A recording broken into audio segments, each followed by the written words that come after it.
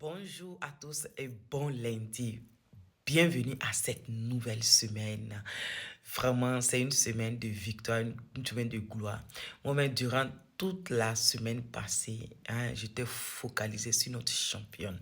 Oui, c'est vrai, j'ai pas fait assez de vidéos, mais je mettais des pages de vidéos, j'ai publié des vidéos, oui, qui la concernaient. Elle est notre championne et je tenais à remercier tous les Ivoiriens et tous les Africains qui ont amené des bonnes ondes, des bonnes énergies, qui ont prié pour elle, qui l'ont soutenue et je continue de la soutenir encore parce qu'elle est dedans. Normalement, elle doit finir aujourd'hui lundi 23, mais voilà, on attend jusqu'à 19 heures.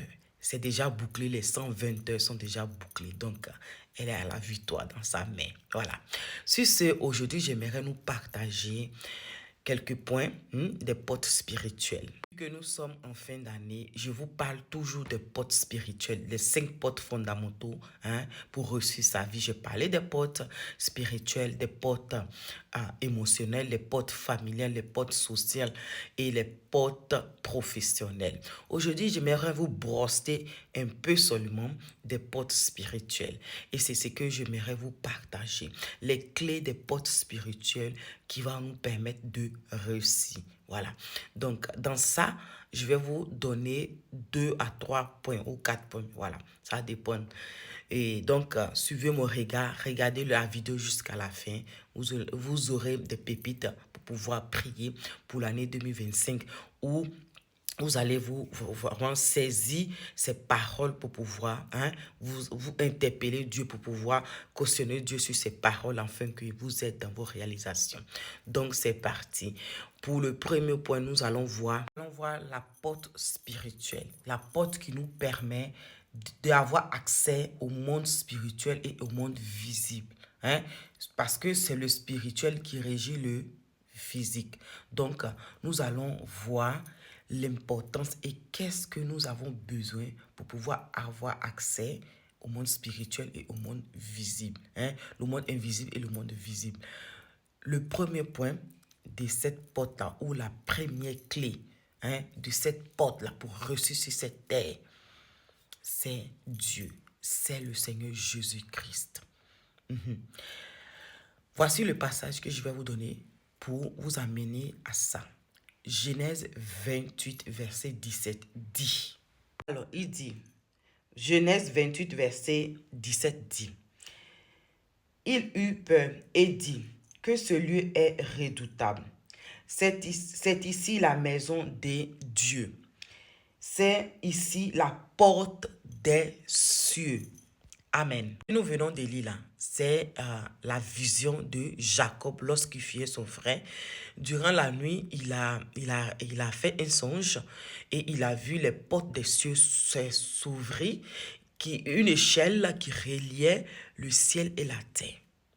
Et donc, comme je l'ai dit, les clés ou les 5 portes fondamentaux pour réussir, la première porte spirituelle, c'est la porte de Dieu. C'est la connaissance de Dieu. C'est se rallier à Dieu, c'est avoir cette vision de Dieu, c'est de accepter le Seigneur Jésus-Christ comme son Seigneur et Sauveur.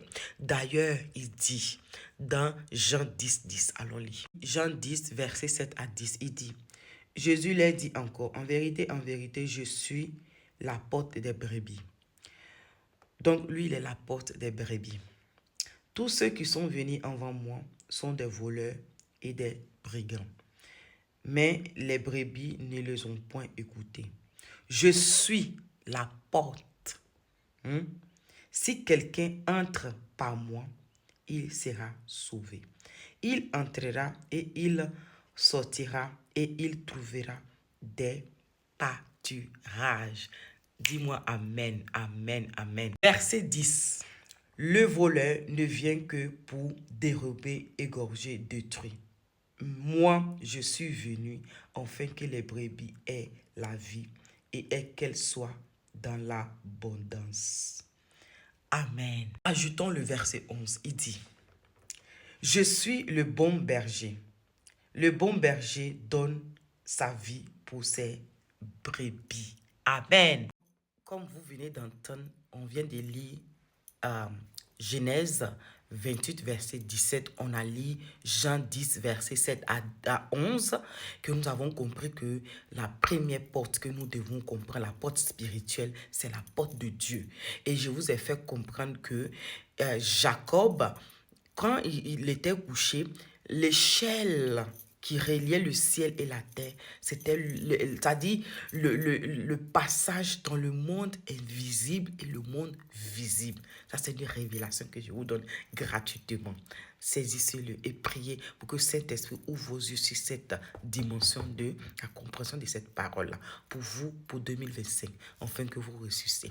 Sur ce, je vais vous partager Éphésiens 2, verset 18. Allons lire. Éphésiens 2, verset 18 dit, écoutez ça. Grâce à lui, nous avons accès, les uns comme les autres auprès du Père, par le même esprit. Amen. Alléluia.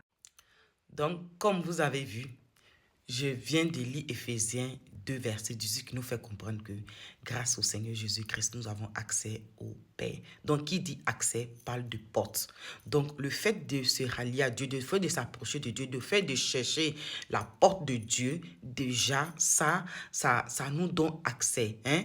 Quand nous trouvons le Seigneur Jésus-Christ, comme lui-même il a dit, hein, que celui qui entre par lui, entre et sort, il trouve des verts pâturages. C'est-à-dire, il rentre dans une dimension d'abondance, une dimension de gloire, une dimension de réussite, une dimension de succès au fait. Donc, pour ton année 2025, là, tu as intérêt de chercher le Seigneur Jésus-Christ, comme lui-même l'a dit. Cherchez premièrement le royaume des cieux et sa justice. Et toutes choses vous seront données par-dessus tout. Compris? Donc, sur ce, voici quelques points maintenant qui vont vous permettre de maintenir cette pépite que je vous ai donnée, cette porte, hein, cette clé de cette porte spirituelle que je vous ai donnée. Nous avons vu le premier point fondamental dans ce que je vous partage aujourd'hui, c'est la porte spirituelle, donc la porte avoir accès à Dieu, avoir accès à ce monde invisible qui va se matérialiser dans vos mondes visibles. OK? Donc, pour pouvoir maintenir cette porte spirituelle-là, le deuxième point, pour pouvoir maintenir, c'est la foi. La foi, qui est aussi une clé des miracles et des multiplications. Amen.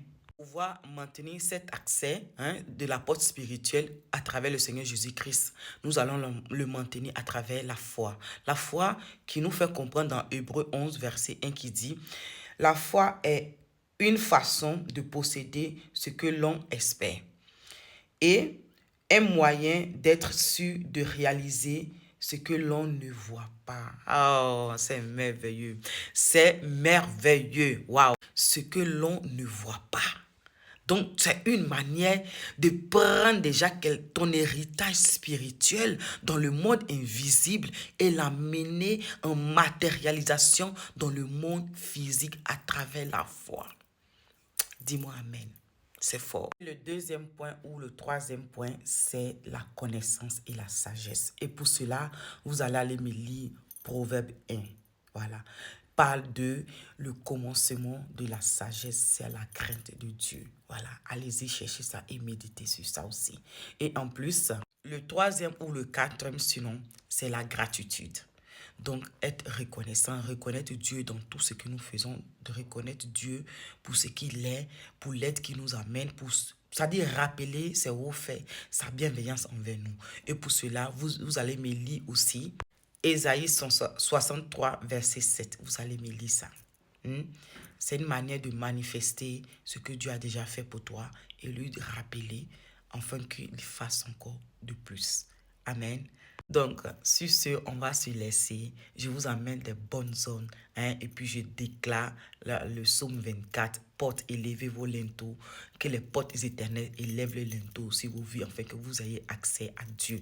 Et que vous puissiez saisir les portes de vos ennemis en 2025. Soyez bénis et à la prochaine. Bye bye. Sur ce, Toujours force à notre chef Zena Bansé. Hein? Force à toi, on est avec toi. Ciao, ciao.